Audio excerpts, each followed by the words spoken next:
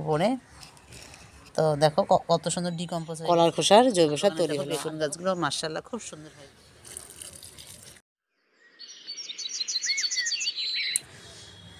সকাল সকাল চলে আসলাম ছাদে। তো তোমাদের সবাইকে আমার ছাদ বাগানে স্বাগত। তো এই যে দেখতে পাচ্ছ আমার ছাদ বাগানে চন্দ্রমল্লিকা হয়েছে, দেখো কত সুন্দর ফুল ফুটেছে, গাছ টবটা একদম ভর্তি। তো আসসালামু আলাইকুম, আশা করছি তোমরা সবাই ভালো আছো। তো আমিও ভালো আছি। আজকে একটা নতুন ব্লগ নিয়ে তোমাদের সামনে হাজির হলাম। তো আজকে আমি ছাদে দেখাবো বেগুন গাছের যত্ন। তো তার জন্য আমি জৈব সার তৈরি করে রেখেছি, সেই জৈব সার দিয়েই আমি বেগুন গাছের যত্ন করব। তো এই যে দেখতে পাচ্ছ আমার ছাদ বাগানের বেগুন গাছগুলো খুব সুন্দর গ্রো হয়েছে।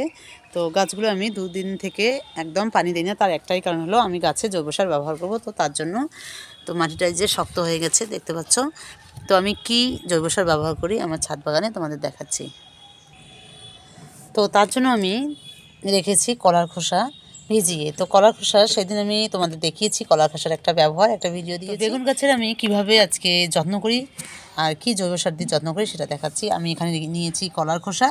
তো আমি এই কলার খোসাগুলো আমার 3 দিন হলো ভেজানোর। তো আমি এই ভেজানোর দিন আমি একটা ভিডিও তোমাদের সঙ্গে দিয়েছি। আমি আরেকটা পদ্ধতি দেখিয়েছি কিভাবে কলার খোসা ব্যবহার করতে হয়, সেটা লাউ গাছে করেছি। তো আজকে আমি এই কলার খোসাগুলো ভিজিয়ে রেখেছি জৈব সার তৈরি করার জন্য। তো 3 দিন হলো এটা আমি দিয়ে দেবো বেগুন গাছে। তো কীভাবে দিই সেটা দেখাবো। তো চলো 3 দিন পর আমি দেখাচ্ছি তোমাদের কেমন হয়েছে। আমার ছাদ বাগানে রেখেছি কলার খোসা জৈব তরল তৈরি করার জন্য। তো দেখতে পাচ্ছ একটা স্তর পড়েছে উপরে।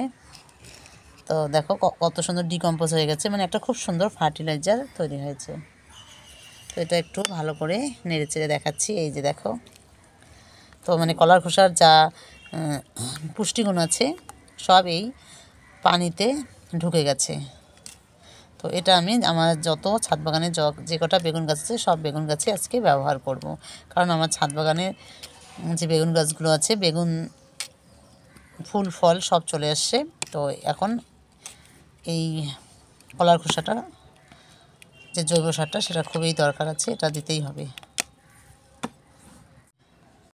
তো এই যে কলার খোসার যে জৈব সারটা আমি তৈরি করলাম, তো এটা এবার আমি আমার ছাদ বাগানে বেগুন গাছকে দিয়ে দেবো। তো কীভাবে দেই তোমাদের দেখাচ্ছি। আর তোমরা তো জানো কলার খোসায় প্রচুর পরিমাণ পটাশিয়াম থাকে। তো পটাশিয়াম ফুল ফল বৃদ্ধি করতে বা ধরে রাখতে সাহায্য করে। আর তোমরা অবশ্যই তোমাদের ছাদ বাগানে 15 দিন অন্তর এই কলার খোসাটা ব্যবহার করবে। তাতে দেখবে তোমাদের ছাদের গাছগুলোর যত্নই আলাদা, গ্রোই আলাদা হয় আর খুব সুন্দর হয়, ফল ফুলও খুব সুন্দর আসবে। তো চলো আমি এটা কীভাবে ব্যবহার করি তোমাদের দেখাচ্ছি। আর আমি এটা কিভাবে নিয়েছি তোমাদের একটু বলছি। তো দেখতে পাচ্ছ আমি ছোটো ছোটো টুকরো করে কলার খোসাগুলো কেটে নিয়েছি প্রথমে। তারপর আমি এগুলো একটা যে ভালো পানিতে এগুলো আমি ভিজিয়ে রেখেছি 3 দিনের জন্য। তো 3 দিনের পর আমি আজকে তোমাদের দেখালাম, সেটা হলো একদম যে এই কলার খোসার যে পুষ্টিগুণগুলো আছে সব পানির মধ্যে ঢুকে গেছে। তো এখন এটা একদম একটা জৈব সার, একটা ফার্টিলাইজার তৈরি হয়ে গেলো, খুব সুন্দর। তো এটা এবার আমার ছাদ বাগানের যে বেগুন গাছ আছে এগুলোতে দিয়ে দেবো। তো তার জন্য আমি এখানে নিয়েছি দেখো পানি কিছু পরিমাণে। তো এটা আমি এখানে যে কলার খোসাটা আছে সেটা আমি একটু ভালো করে এখানে তুলে নেব। তো এটা ভালো করে আমি তুলে নেব, তোমরা ছেঁকনি দিয়েও করতে পারো। তো আজকে আমি ছেঁকনিটা নিয়ে আসিনি, তো আমি এটা হাত দিয়েই করছি। তো তোমরা যে এই কলার খোসার যে ছিবড়াগুলো বের হয়, তো এগুলো তোমরা আবার জৈব সার হিসাবে তৈরি করতে পারো।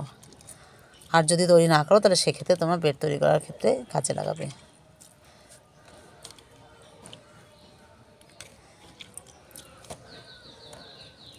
তো এই যে হয়ে গেল। এবার আমার এখানে যে দেখো কত সুন্দর একটা কলার খোসার জৈব সার তৈরি হলো। আর দেখো কালারটা পুরো চেঞ্জ হয়ে গেছে, এত সুন্দর একটা জৈব সার তৈরি হয়ে গেল। তো এটা আমি এখানে এই যে বালতি দেখতে পাচ্ছ, এখানে আমি কিছুটা পরিমাণে পানি নিয়েছি। তো এই পানিটাতে আমি এবার মিক্সড করব। তো এই যে আমি এখানে মিক্সড করে নিলাম। এবার আমি আমার ছাদ বাগানে যে বেগুন গাছগুলো আছে সেগুলো দিয়ে দেবো। তো চলো আমি কীভাবে দিই তোমাদের দেখাচ্ছি। বেগুন গাছগুলো তো এই যে এখানে দেখতে পাচ্ছ, আগে তোমাদের দেখাই বেগুন গাছের যদি পাতায় যে নিচে পড়ে থাকে তাহলে সেক্ষেত্রে তা এখানে রাখবে না। এগুলো একদম মানে নিচটা একদম যেন পরিষ্কার থাকে। আর আমার ছাদ বাগানে দেখো বেগুন গাছগুলো মাশাআল্লাহ খুব সুন্দর হয়েছে। আর গ্রো খুব সুন্দর হয়েছে, সব বেগুন গাছই ফুল ফল চলে আসছে।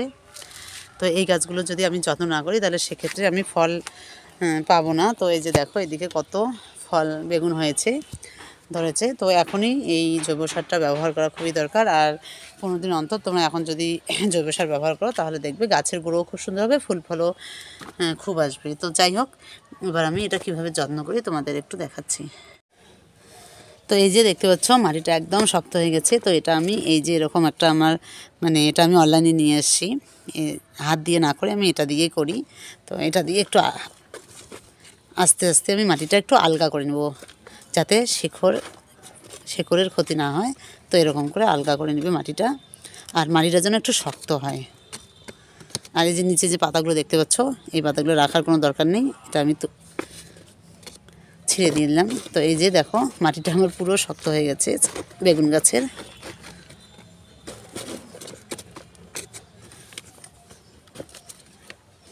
আর তোমরা সবসময় দেখবে যাতে মাটিগুলো শক্ত না হয়ে যায়, তাহলে কিন্তু গাছের গ্রোটা ভালো হবে না। মাটিটা যেন সবসময় উর্বরই থাকে সেটা খেয়াল করতে হবে।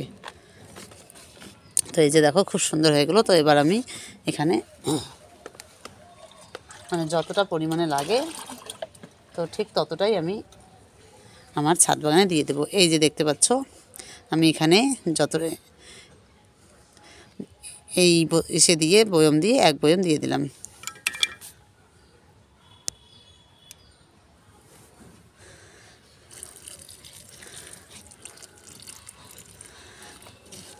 তো আমার বেগুন গাছটা একদম প্রপারলি একটা কেয়ার পেল।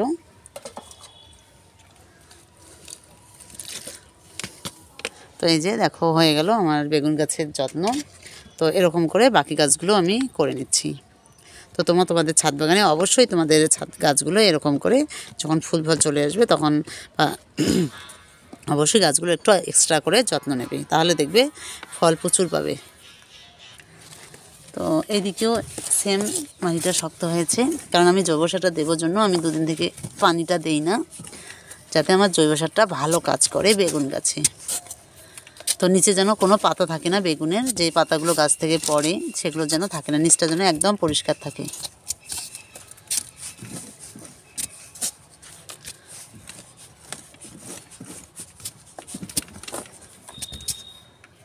তো এই যে দেখো আমি একদম উর্বর করে নিলাম মাটিটা। তো এবার এখানেও জৈব সার দিয়ে দিব।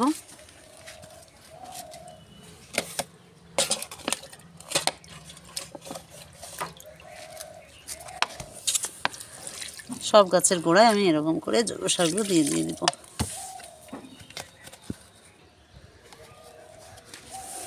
তো এরকম করে আমি সব বেগুন গাছের যত্ন নিয়ে নিব।